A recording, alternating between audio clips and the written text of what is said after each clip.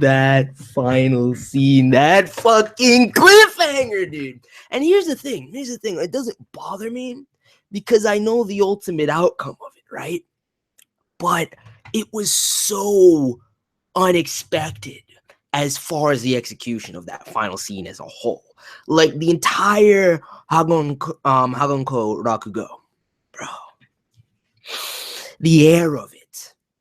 It felt so off. It was at the same time tense, but I felt as though there was this tone to it where I felt this general unease, right?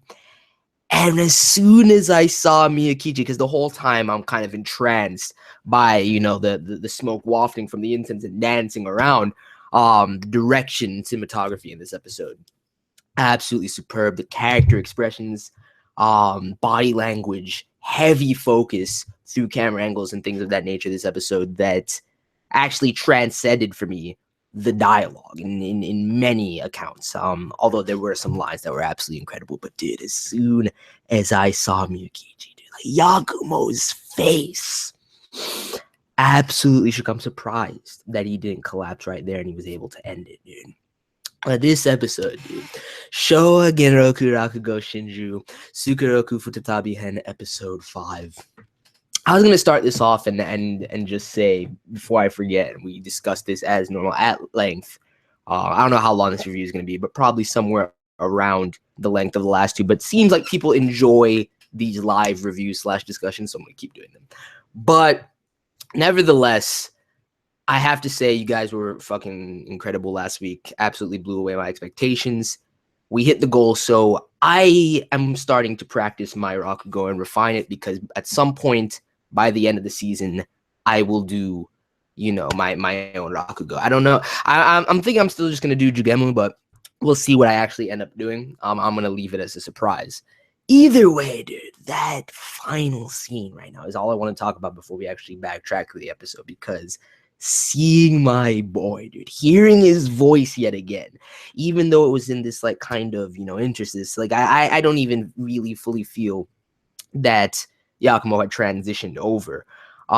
It was more so an appearance. It's kind of affected, I would say, especially with Miyakichi, that was an apparition affected by his own conscience. As far as the meeting with Sukeroku is concerned, though, that shit is real. And here's how I want to think about it, right?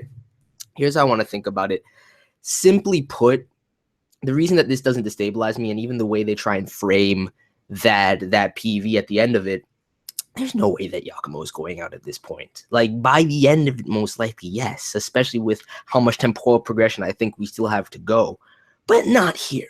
I think that those words, dude, first of all, hearing him say, "Why are you here?" For me, I interpret that as, from Sukeroku's perspective, as disappointment. Him kind of, you could see it in him, even as he's asking, he's like, "Where's Miyakichi?" This frantic nature to Yakumo that we haven't seen in a long time. The man just has generally been composed, albeit, emptied and full of self-loathing and self-hatred, but still composed. And to see this, like, is this paradise or are we in hell? I think that, for one, him asking him why he's here is a little bit of disappointment on Sukeroku's end for him kind of giving up on the life and ultimately their goal and what they had tried to do, both in terms of how much he cares for Bon, how much he cares for Yakumo, but at the same time, what their end game and the goal was for the future of Rakugo. And I think it disappointed him to see that. And I think the apology by the end of it, as he says, "Bon, I'm sorry," he begins to choke him out, which I think all of this is a very ethereal space. It's very much symbolic in nature. I love the design and the set piece of it, but to me, that's just him saying, "Now is not your time." That's basically, I think that's what the choke was for, to kind of shock him back in to or out of this state rather. So that ending was just like absolutely unexpected. I knew from the beginning of the episode that we were starting to get that kind of slow track towards hitting problems with Yakumo, as far as his internality, his mentality, his physicality, especially with the beginning of the episode. The very as soon as he didn't touch the food, right, you see that kind of progression where the man is more and more distancing himself from life, feeling as though it's undeserved, and at the same time, continuing going back to, I don't want to repeat myself every fucking episode, but the whole Shinigami of the Rakugo world thing, coupled with the fact that you had them having that conversation where even people around him are starting to point to that. Like the eighth generation, his voice is losing some of its vibrancy lately.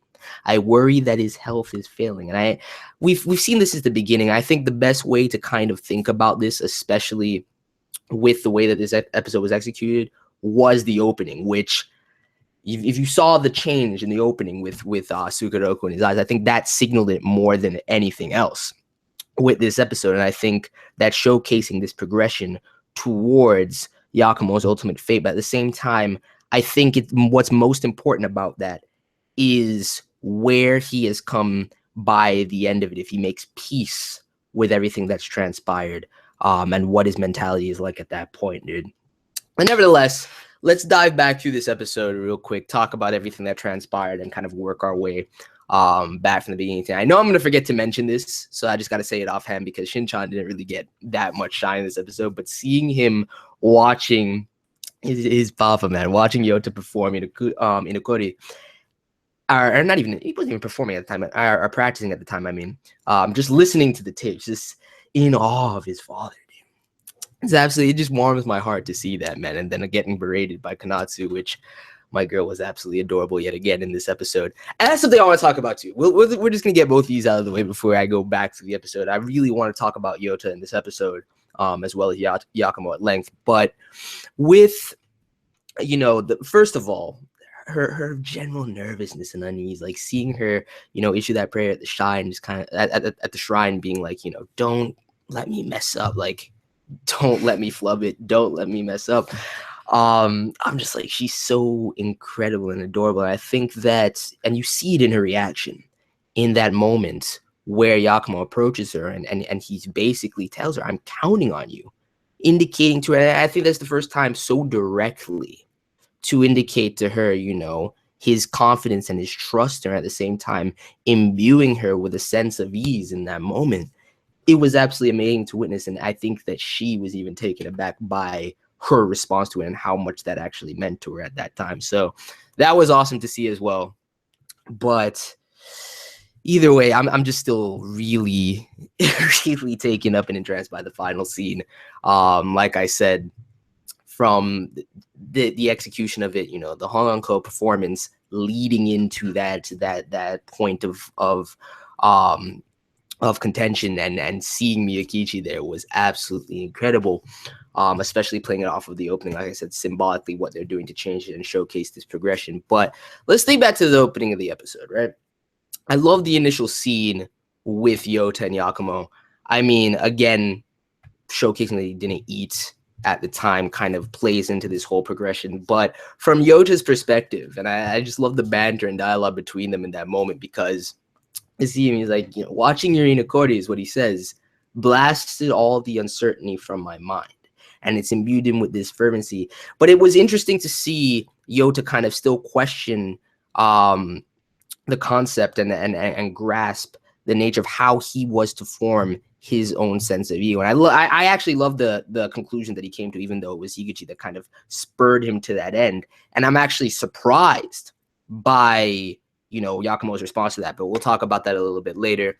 As soon as Yakumo mentions the family performance, dude, I was like, let's go. My reaction was the exact same as Yota's, dude. I was hype as fucking, and I was like, because any opportunity to hear Yakumo Rakugo gets me incredibly hype, right? But on top of that, I was like, does this mean that the time has come for Inokori, which it hasn't, because of the ending of that. Like, I was looking forward to, after this, hearing Yota's Inokori, dude, because I feel as though that's something that needs to be saved for the crux, that penultimate moment of the series. And I think that's still a couple episodes away. This completely destabilizes that. Nevertheless, that's what I was thinking. And I love his response to it, where he just shuts it down clean. That smug grin that Yakumo has in that moment. He's just like, the opportunity was offered to me. And once offered, I had no choice but to accept. You're rarely afforded such an opportunity. I was like, yo, this man is still a lord no matter what. Even in that kind of monotone and reserved nature that he has, he still throws these low jabs where I'm just like, yo, Yakumo is fucking amazing. He's hilarious in his own right. And I absolutely love him. And then he gives him, I think, a very key piece of advice where he says that despite that, you're starting to understand the finesse of this world and the art as you've progressed and grown to this point. He says it to Yotaro, not, you know, directly, but that's what's lying in the subtext of that dialogue as far as I'm concerned. And then he tells him, you know, as soon as you get in that up in front of the audience, you'll figure it out then. It's possible for one to expand to fit their venue as well. I think that's something that Yota will definitely internalize going forward, but there's a small thing that I picked up on that was amazing. But moving from that, the Higuchi scene, which I actually really love. I think it's one of my favorite, you know, points of the episode, or one of my favorite quotes rather from the episode, is just his understanding and inspection of Inokori as he's listened to all the tapes and imparts them and bestows them upon Yotaro. And he says, you know, and also you kind of showcase in that scene him fostering connections within the broader theater world as a whole, which I still think it's going to hinge on Higuchi to kind of destabilize things. And it didn't really work to the effect that I saw it happening, or I saw it, you know, going in my mind in this episode, but potentially I still think it's going to have that effect, and how everything is reconciled is going to be interesting to say. But he says, you know, it's a story I understand now, and he imparts this on Yota. You know, he's like, I understand why Yakumo wants you to do this. It's a story that brings a performer's own essence to vivid life, which is that for him to come to that conclusion, it just showcases Higuchi's prowess to me. Just showcases his mentality and his understanding of the art and the human condition as a whole. So as he says that, and then uses that, plays off it, and kind of flips it on its head and says, you know, there are also, he tells them that they're also different. He tells them that, you know, there's other ways to do it than just bringing out the ego, which I think was the catalyst to finalize Yota realizing that, again, reiterating to Konatsu, which I want to talk about that scene right now as well, but telling Konatsu, you know, it's like, I really love Rakugo, and I love it more than I love myself, straight up. And the same thing that he said to Yakumo as he told him why, you know, what Rakugo means to him and why he performs it and what he finds in it. It's that fun, it's the characters, it's the nature of it, and how he relates to the audience. Coming to the realization that for him, there's no personal interest aside from that pure, earnest passion for the art, that he really has nothing to impart on it because it as itself is what's given him his sense of self. It's kind of paradoxical, but I really like it because for Yota, it makes the most sense, dude. Coming to that conclusion and telling Yakumo straight up where he's like, I don't have an ego.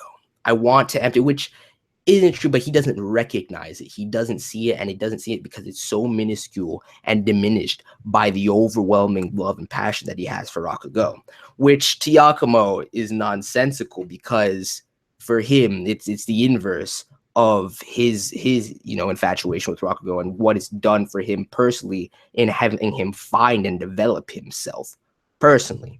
So I really like that juxtaposition, but he tells him, I want to empty myself out and become Saieiji. I want to become Bro Saieiji. That is the most fun for me. I 100% agree with Yotaro's mindset. I really am interested to see an Inokori from that perspective, because even Sukeroku in his Inokori, that was his essence that created that Saieiji, and that's very much so what Yotaro has been mimicking the whole time. But now that he's dedicated himself to becoming the character earnestly and leaving all hints and traces of any sense of self out of it, I'm curious to see how that manifests and what that becomes more than anything else.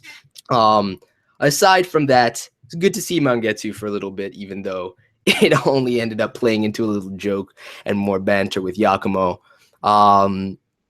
But nevertheless, there are a couple other quotes that I really want to get into.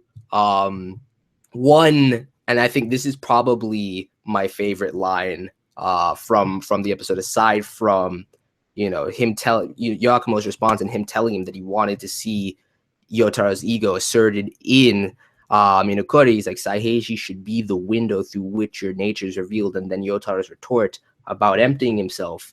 Aside from that, I love the revelation of why the man had been frequenting the red light district recently. And I love how so many times in Rakugo, so subtly and so much so just through dialogue that doesn't really jump or pop, but so many things are signaled in various ways, whether it be visual cues or points of dialogue, that kind of snowball very subtly into something that has a tantamount, importance for character development, whether it be, whatever character it may be, or to the overall narrative of the story. And for him to reveal the carp to him, and having finished it and having it fully colored, showcasing and internalizing Yakumo's words to him, where he's no longer running away from his past. He's embracing it. And he says to him, I don't want to leave anything half done. That resolve, dude. Just think about that in and of itself. Both the realization that he wants to empty himself and not even try to develop or understand any trace of his own sense of self or ego, and at the same time, that resolve and dedication that he's internalized as well. I think Yotaro has come so fucking far as a character already in this brief amount of time. I mean, yes, it's been 10 plus years in terms of the pace of the world, but it's a brief amount of time as far as the episodes we've seen this season. It's incredible to witness. So that was amazing. But still, it all really comes down to that final scene. The performance was, I don't know, there was just something off about it from Yakumo for me, because hearing Yakumo's Rakugo is something that I like. Only I'll say this, like the Shinigami Rakugo that he did, season 1 is probably one of my favorite performances, period. Sukeroku's Minokuri is probably one of the only things that surpasses that for me. So when I hear Yakumo Rakugo, when I hear my boy go in, I could kind of tell that he'd been destabilized up to this point. And there's a little bit of a lack of I don't even know what the word is I'm looking for. I'm just going to leave that thought where it be and let it lie there. Very much so one of the drawbacks of doing a review live, but nevertheless,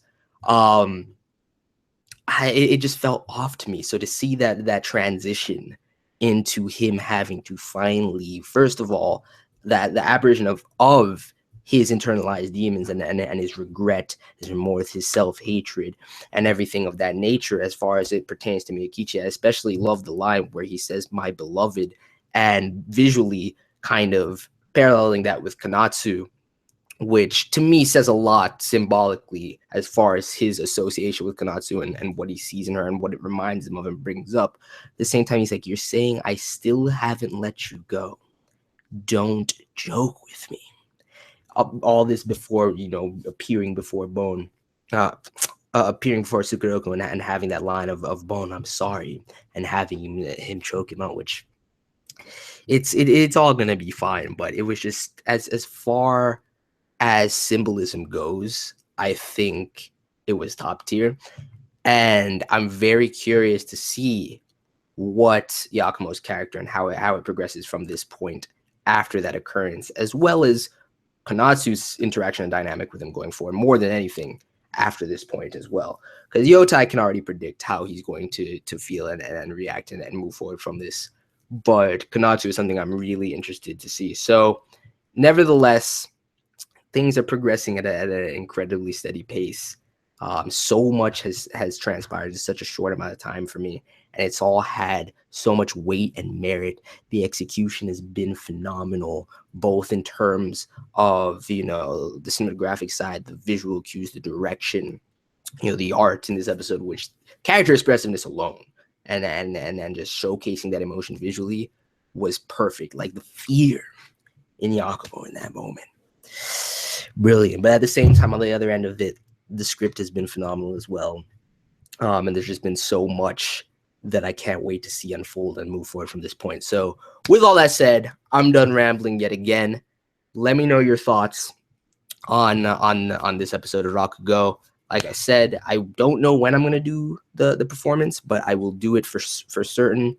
I'm going to start practicing probably sometime this week, and it'll happen by the end of the season. I don't know when it's going to happen, but it'll definitely happen by the end of the season. And I'm thinking I'm just going to do Jugema because basically once I can get the name down, that's pretty much most of the performance. The only other thing I'd want to do is probably too difficult for me. So with that said, let me know your thoughts. I'm going to get up out of here, go watch Out No Exorcist. I'm out. Peace.